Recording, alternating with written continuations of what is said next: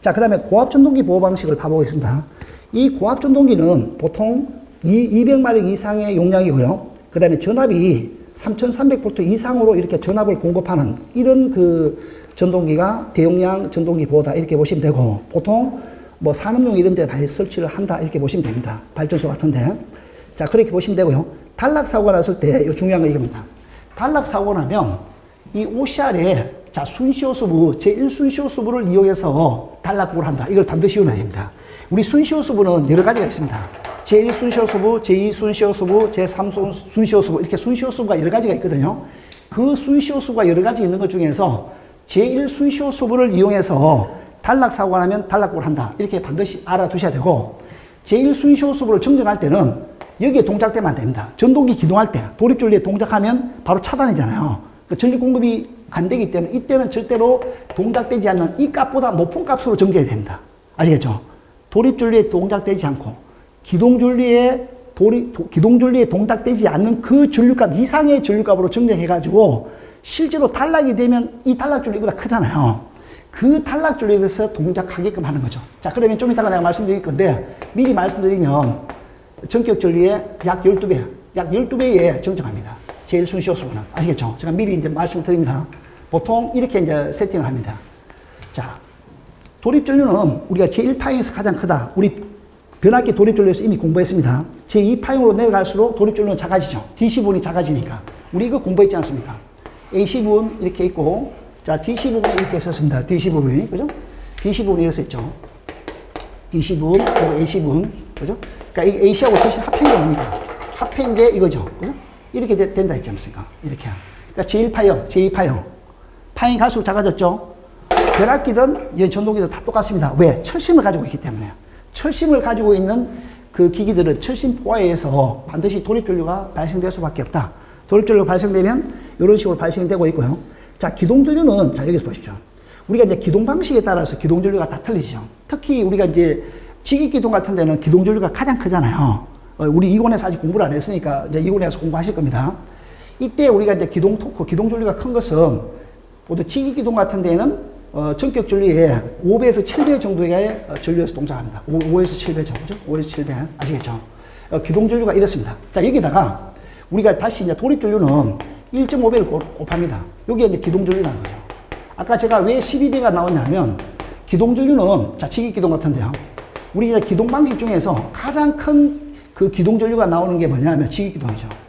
직입기동은, 기동전류가 전격전류에다가 곱하기 5에서 7배거든요. 그러면 가장 큰 거, 최악의적으로 7배죠. 여기다가 다시 1.5배를 곱하면 10.5배가 나옵니다. 10.5배가 나오는데 여기다가 여유를 주는 거죠.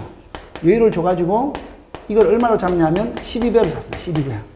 아시겠죠? 12배. 아시겠죠? 이렇게. 응? 요거는 이웃돼야 됩니다. 아시겠죠? 10.5배이라면 여기서 깔락깔락 하잖아요. 인계점이니까 약간 여유를 줍니다. 여유를. 아시겠죠? 이렇게 이제 이해를 하고 계시면 좋을 것 같고요. 자, 이렇게 보시면 되고, 이제 과부하 보호입니다. 과부하하고 단락은 다르죠? 단락은 쇼트가 됐다는 얘기고, 과부하 보호는 우리가 이제 전동기에 부하를 많이 걸었을 때 과부하다. 이렇게 되는 거죠. 전동기 밑에다가 부하를 많이 걸었을 때 보호를 어떻게 하냐면, 자, 이 보호곡선을 반드시 이용해야 됩니다. 이 전동기 과부하 내장 특성, 전동기가 이제 전동기 손상 특성은 여기죠. 그럼 여기 이제 기동전류였지 않습니까? 여기 기동전류. 기동전류이고 이제 도립전류가 이렇게 있겠죠. 도립전류가. 여기 도립전류입니다. 여기 기동전류라는 얘기죠. 아시겠죠? 여기까지가. 그럼 도립전류는 이제 아까 기동전류의 1.5배가 더 크다 했지 않습니까? 그러면 요 사이에 뭐가 들어와야 됩니까? 이 보호계정기 카브 곡선이 들어와야 된다는 거죠. 아시겠죠? 이렇게 해서 여기 부분까지가 과부하 보호다는 거죠. 과부하. 아시겠죠? 여기까지가 과부하 보호고 여기는 순시, 단락입니다. 단락. 아시겠죠? 여기 이상의 전류에 대해서는 단락전류. 여기 전류가 전동기 전격전류잖아요. 최대전류. 요 최대전류하고 단락전류 사이가 과부하 전류라는 거죠. 맞죠? 그럼 전류값이 크면 클수록 보호계정기가 떨어지는 시간, 동작된 시간은 짧아지겠죠. 맞죠? 이렇게. 전류가 크면 클수록 빨리 동작돼야 되잖아요. 이렇게 이제 한시보호를 하는 거죠. 한시보호라는 거는 전류가 크면 동작 시간이 짧아지는 거. 아시겠죠? 반한시, 한시 이런 겁니다. 이렇게 동작된다는 것만 알고 계시면 좋을 것 같고요. 자, 이 부분은 반드시 기억해야 됩니다. 전동기 과부하 보호는 전동기 과부하 내량 특성과 협조되는 장안식 과전류 계전기가 많이 사용되고 있다. 아시겠죠? 자, 여기 지금 장안식 과전류 계전기 이 카보5세입니다. 요 가운데 있는 거 아시겠죠? 여기까지가 한시보, 즉 과부하보입니다. 그러니까 밑에 점선이 단락보고요. 자, 그리고 과부하보를 할 때, 자, 이게 중요합니다. 우리가 계전기에는, 아까 계전기에는 한시호수하고 순시호수가 있다 했죠. 그러면 한시호수는 보통은 이제 전격전류, 최대전류죠. 전격전류는 최대전류입니다. 최대전류의 115%에다가 정정을 합니다. 이때는 차단기를 차단 안 시킵니다. 경보음을 올려요. 담당자한테 조치를 취하게끔. 자, 이거 과부하다. 이렇게. 자, 그 다음에 이 한시호수부에 전격전류 1.15배의 전류가 들어가서 경고가 됐죠. 그 다음에 이제 이보다 더 큰 과부하가 걸리잖아요. 더 큰 과부하. 이게 이제 더 큰 이 과부하가 발생됐습니다. 자, 이럴 때, 자, 이 과부하가 어느 정도냐? 전격전류의 2배에서 2.5배입니다. 2배에서 2.5배의 전류가 만약에 이제 계전기 소스로 들어가죠. 그러면 이제 이게 더 큰 과부하가 걸리지 않습니까? 이때는 이제 제2순시호수부가 전격전류의 2에서 2.5배의 전류가 들어왔죠.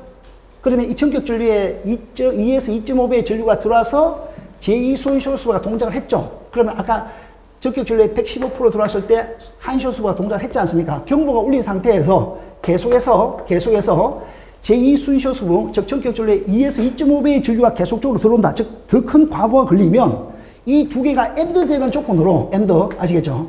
엔드되는 조건으로 차단기는 트리됩니다. 아시겠죠? 차단기는 트리됩니다. 무슨 알겠죠? 차단기 오프된다. 이렇게 이해를 하고 계시면 됩니다. 자, 아까 순시는, 제1순시호수부는 잔락고를 한다. 이렇게 했죠.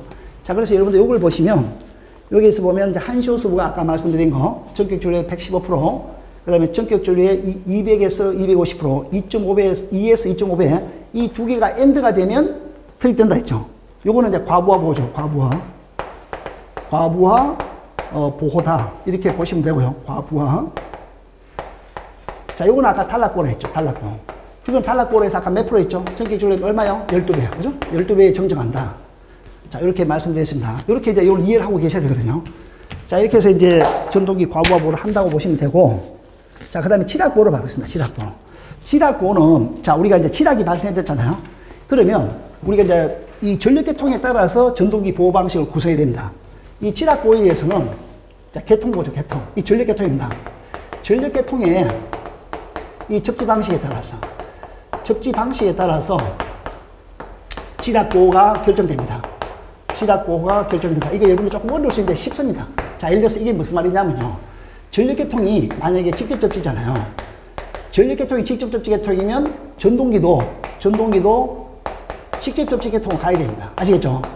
직접 접지 계통으로 구성해야 된다. 즉 다시 말하면 우리가 전력계통을 직접 접지 계통으로 해서 잔류회로로 구성했지 않습니까? 잔류회로로. 그러면 여기도 전동기 보호 회로도 잔류회로 방식으로 가야 된다. 잔류회로 방식. 아시겠죠? 여기도 잔류회로 방식으로 가야 된다. 이런 얘기고요. 자, 그 다음에 만약에 이 전력계통이 직접 접지 계통이 아니고 만약에 저항 접지 계통이다. 여기가 저항 접지 계통이죠. 그러면 이 전동기 그 보호 방식도 저항 접지 계통으로 가야 된다는 거죠. 무슨 말인지 아시겠죠? 이렇게. 그러면 전력계통이 저항 접지 계통도 아니고 직접도 아니고 만약에 비접지면 어떻게 하느냐. 이게 비접지 계통이면 이거 역시도 비접지 계통으로 가야 된다. 이 말이죠. 무슨 말인지 알겠죠? 이렇게 이제 이 보호계통 구성을 그렇게 만들어야 됩니다. 자, 여러분들 이런 건 아직도 조금 이제 이 계통을 잘 모르시니까 내가 계통을 그래도 이해를 좀 못할 수가 있습니다. 이것들은 조금 더 여러분들 내가 시간이 되면 더 설명을 드려드리고요. 자, 이렇게 해서 여기 보시면 아까 근행입니다. 직접적 계통일 때는 Y기에서는 잔류회로 방식을 구성하면 전류계통을 여기도 당연히 이제 직접적 계통의 잔류회로 교체 방식을 해야 된다라는 거고요. 그 다음에 잔류회로 방식을 할 때 우리가 이제 아까 이게 이제 OCGR로 들어간 거였죠. OCGR로. 칠학 과전류 계전기를 들어갈 때 보통 CT를 써도 되는데 CT를 쓰는 것보다도 이 ZC를 쓰는 게 좀 낫다라고 되어 있죠. 그 이유가 여기 나와 있습니다. 여기 이제 영상 여기 이제 그게 밑에가 있나요? 여기 이제 밑에가 나와 있네요. 밑에. 자, 일단 요 잔류회 방식은 이런 식으로 되는데 요때는 중요한 거는 요겁니다. 요거는 참고로 봐보시죠. 순시호수부 요게 뭐냐면 아까 OCGR도 OCR처럼 여기 한시하고 순시가 있습니다. 한시하고 순시가. 아시겠죠? 요게 이제 순시죠. 요게 한시입니다. 그럼 요 순시 정정을 할 때는 전동기 전격 전류의 2배에서 10배. 10배의 전류가 만약에 걸리잖아요. 이거는 이제 탈락이라고 보는 탈락. 고시지하, 이 순시요소로 보호한다는 개념이고, 요거는 이제 반환시 이 요소분은 요거, 한시, 요걸로 지금 보호하는 겁니다. 여기도 이제 순시하고 한시가 있거든요. 요 한시 정정은 전격 전류의 20%, 그죠? 또는 최대 지락 전류의 10%. 요거 중에 자한값으로 정정한다. 요 정정값은, 그러니까 외워두면 좋고, 못 외워두면 어쩔 수 없습니다. 이렇게, 처음에 공부할 때는 이 정정값까지 못 외울 수가 있으니까, 요 정정값은 시간 되면 자꾸 외워두시고, 아시겠죠? 일단은 요 전체적인 틀, 이 틀을 외워놔야 돼요. 자, 그 다음에 저항접지계통은, 하고 비접지계통은 이렇게 구할 수 있습니다. 우리 앞에서 비접지계통에 공부했었죠. 휘다가 많을 때는 그 휘다만 딱 떨어뜨리겠죠. 그죠? 그래서 선택지락 차단 방식을 한다는 거죠. 그죠? 그렇게 이제 할 수 있다라는 거 보시면 되고요. 그 다음에 이제 반환시형 지락 깨정기를 쓴다. 이거는 보면 이렇게도 쓸 수 있거든요. 이렇게 아까 이거죠. 이렇게 이제 ZCT 써서 OCGR 이렇게 구성할 수도 있고요. 그 다음에 아까 요런 식으로 또 구성할 수 있습니다. 두 가지 방식으로 구성할 수 있다는 거죠. 이거는 회로가 많아가지고 그 고장난 전동기 회로만 선택적으로 차단하고 싶을 때는 요걸 쓰는 거고, 만약에 전동기 하나밖에 없다. 그럼 이렇게 이 ZCT하고 OCGR 이렇게 쓸 수가 있다는 거죠. 아시겠죠? 이렇게 이제 두 가지 방식으로 쓸 수 있다. 비접지계통 이거 공부했었죠? 이 비접지계통이 이 전동기 회로도 똑같이 적용된다. 아시겠죠? 휘다가 전동기도 하나의 휘다잖아요. 그죠? 그러니까 이렇게 된다는 거죠. 그 다음에 저전압 보호는 계통의 전압이 다운되면 이렇게 이제 부족전압 계정기 UVR이죠. UVR이 동작해서 바로 이제 회로를 차단시켜야 된다. 왜냐하면 우리가 이제 무전압 상태에서 이제 콘덴사가 계속적으로 들어가 있지 않습니까? 근데 회로가 복종이 돼버리면 콘덴사만 단독으로 지금 들어가 있는 상태거든요. 그러면 이제 과전압 문제라든지 여러 가지 문제를 일으킬 수 있으니 이 계통의 전압이 만약에 정적이다. 또는 계통의 전압이 지금 너무 낮을 때 요 전압 이상으로 떨어졌지 않습니까?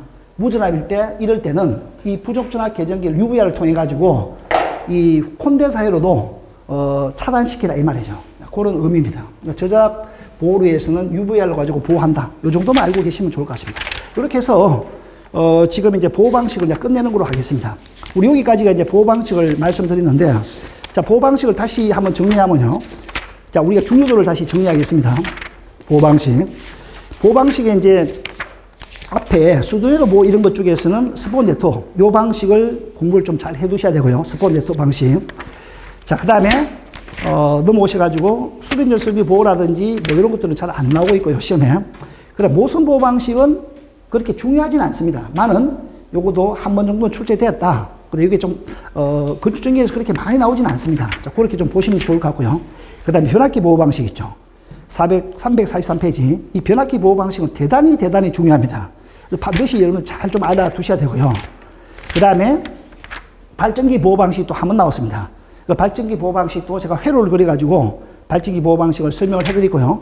그 다음에 이제 353페이지에 그 비접지 슬로의 그 보호, 이거는 이제 자주 나왔습니다. 여러 가지 형태로. 이 연구와 교재에 보면요. 요거는 이제 기본적인 거고, 여러 가지 형태로 한 2개 정도를 변형을 해가지고 또 시험에 나온 적이 있었거든요.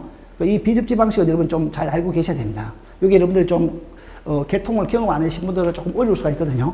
근데 자꾸 이제 동영상을 보시고 이해 안 되는 부분에서 자꾸 이렇게 질문해 주시면 제가 답변을 계속 해드리면서 여러분 걸로 만들어 가시면 됩니다.